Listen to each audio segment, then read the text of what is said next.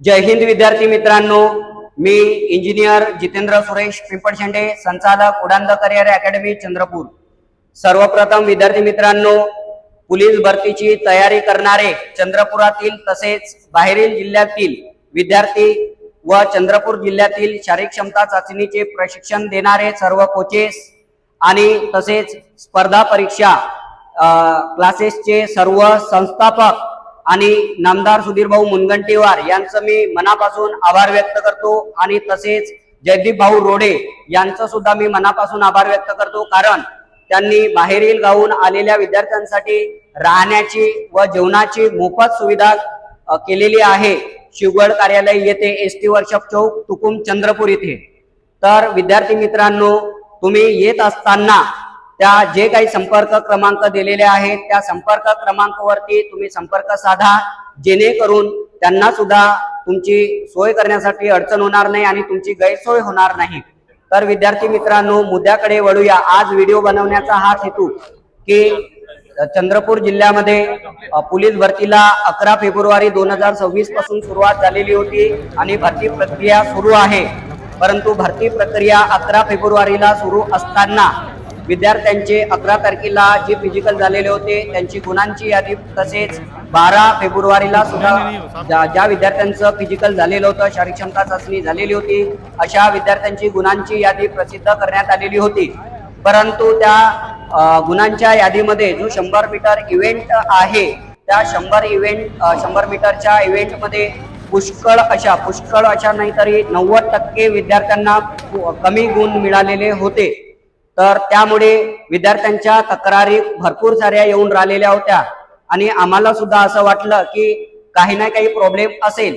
तर त्या अनुषंगाने आम्ही एसपी ऑफिसला जाऊन ऍडिशनल सरांसोबत आम्ही चर्चा केली आणि त्यांनी पॉझिटिव्हली एक उत्तर दिलं, होऊ शकते मे बी त्याच्यामुळे 13 व 14 तारीख या 2 तारखेचं शारीरिक क्षमता चाचणीचे मार्क्स हे प्रसिद्ध करण्यात आलेले नव्हते। तर परंतु आम्ही तिथेच न थांबता 14 फेब्रुवारी 2026 ला आम्ही एक निवेदन तयार केलं आणि ते निवेदन सुधीर भाऊ मुनगंटीवार यांच्या मार्फत दिलेलं होतं। त्याचा विषय असा होता की पोलीस भरती चंद्रपूर येथे 100 मीटर धावण्याच्या परीक्षेतील सेन्सरमध्ये तांत्रिक बिघाड असल्याच्या आक्षेपामुळे तात्काळ तपासणी करून नियमानुसार सेन्सर लावण्याबाबत असा हा विषय होता आणि त्याच्यामध्ये सविस्तर असे मुद्दे आम्ही मांडलेले होते।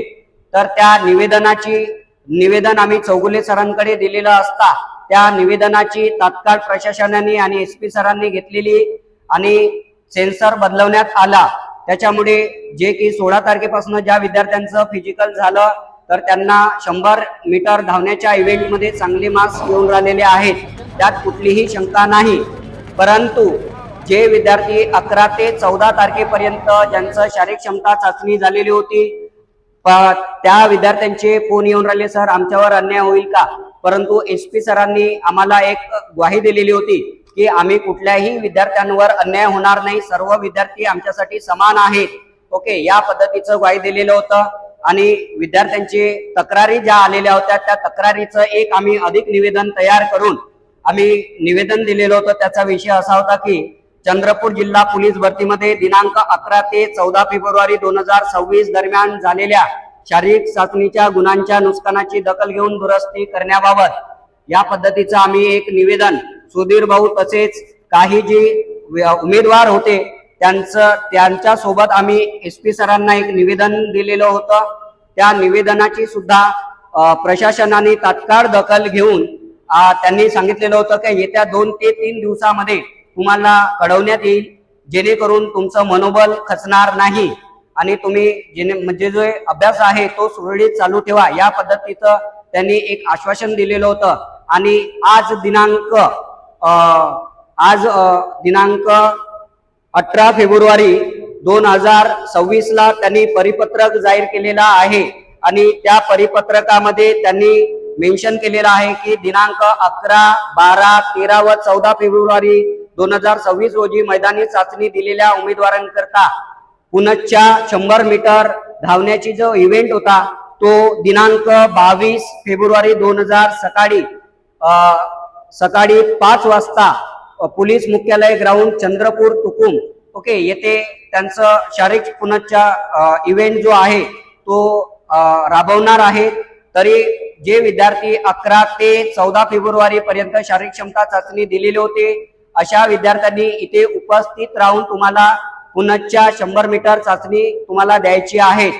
तर जे विद्यार्थी किंवा सर्व कोचेस आणि संस्थापक तसेच सुधीरभाऊ मुनगंटीवार यांनी जे काही विद्यार्थ्यांसाठी सहकार्य केलेलं आहे तर त्यांचं मी मनापासून आभार व्यक्त करतो आणि यापुढेही आपण विद्यार्थ्यांच्या पाठीशी राहाल अशी मी सुद्धा अपेक्षा करतो। आणि विद्यार्थ्यांना कुठेही भरतीमध्ये प्रॉब्लेम्स येत असतील, अडीअडचणी येत असतील तर ते तुम्हाला तक्रार ईमेल दिलेला आहे किंवा फोन नंबर सुद्धा दिलेला आहे। तर त्या फोन नंबरवरती तुम्ही तक्रार आपली नोंदवू शकता, तुमचं म्हणणं काय आहे यामध्ये तुम्ही नोंदवू शकता। ओके, तर विद्यार्थी मित्रांनो इथंच थांबूया। जय हिंद, जय महाराष्ट्र।